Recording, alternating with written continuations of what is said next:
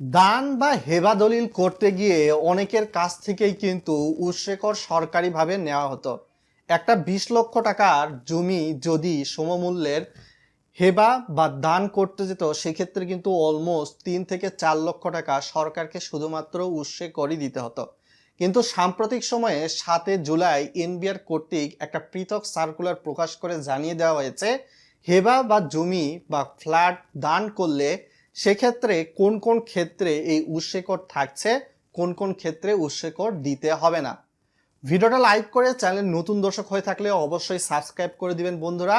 চলুন আমরা সেই এনবিআর এর নোটিশের দিকে চলে যাই। এনবিআর এর নোটিশ: সম্পত্তির দলিল নিবন্ধন দান কর পরিশোধের প্রযোজ্যতা। আয়কর আইন 2023-এর ধারা 125 উৎসেকর বিধিমালা 2026 অনুযায়ী সম্পত্তি হস্তান্তরের ক্ষেত্রে নির্ধারিত হারে উৎসেকর গ্রহণের বিধান রয়েছে। অত্র অর্থবছর অর্থাৎ বর্তমান অর্থবছর 2026-27 উক্ত 125 ধারায় দানকর বিষয়ক নিম্নোক্ত উপধারা 2-এর ক সংযুক্ত করা হয়েছে। সম্পত্তি হস্তান্তর দলিল নিবন্ধনের ক্ষেত্রে নিবন্ধনকারী কর্মকর্তা দানকর আইন 1990-এর প্রযোজ্যতা সাপেক্ষে প্রযোজ্য হারে দানকর চালানের মাধ্যমে সংগ্রহ করিবেন। এই উপধারাটি শুধু হেবা বা দানের মাধ্যমে সম্পত্তি হস্তান্তরের জন্য প্রযোজ্য। ক্রয় বা বিক্রয়ের ক্ষেত্রে সম্পত্তি হস্তান্তরের জন্য প্রযোজ্য নয়। হেবা বা দানের ক্ষেত্রে হেবাকারী বা দানকারীর জন্য দানকর প্রদানের বাধ্যবাধকতা রয়েছে। এই দানকরের হার, পরিমাণ ও অব্যাহতি নির্ধারিত হয় দানকর আইন 1990-এর আলোকে।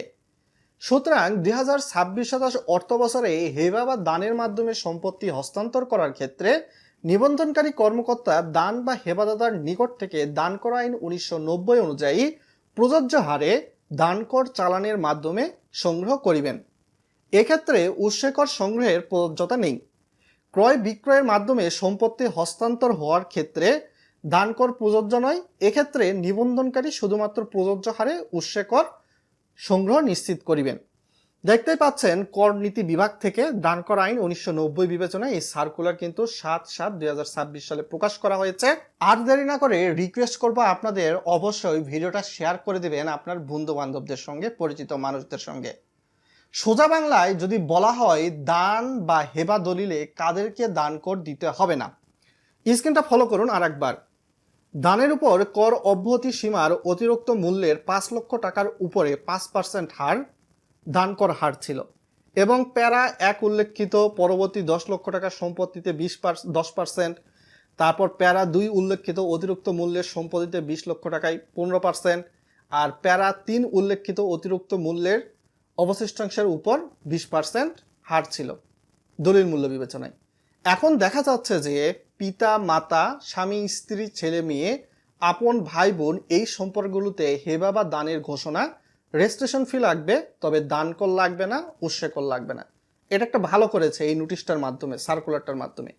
দাদা দাদি, নানা নানি, নাতি নাতনি এই সম্পর্কের মধ্যে হেবার ঘোষণা হলে রেজিস্ট্রেশন ফি তো লাগবেই, দানকর লাগবে, তবে উৎসেকর লাগবে না, এতদিন পর্যন্ত লাগতো। এছাড়া দানপত্র দলিল ঘোষণায় রেজিস্ট্রেশন ফি লাগবে, দানকর লাগবে এবং উৎসেকর লাগবে না। এই মূলত উৎসেকর লাগবে না, এটাই নতুন আইনে নিয়ে আসা হয়েছে। আর ক্রয় বিক্রয়ের ক্ষেত্রে তো অবশ্যই দানকর লাগে না, কিন্তু আপনার দলিল রেজিস্ট্রেশন এবং উৎসেকর এটা লাগে। তো সরকারি সিদ্ধান্তটাকে কেমনভাবে দেখছেন, গুড অর ব্যাড? ভিডিওর কমেন্ট বক্সে ইয়েস বা নোর মাধ্যমে জানাতে পারেন। আজকে এখান থেকে বিদায় নিচ্ছি। সকলে ভালো থাকবেন বন্ধুরা।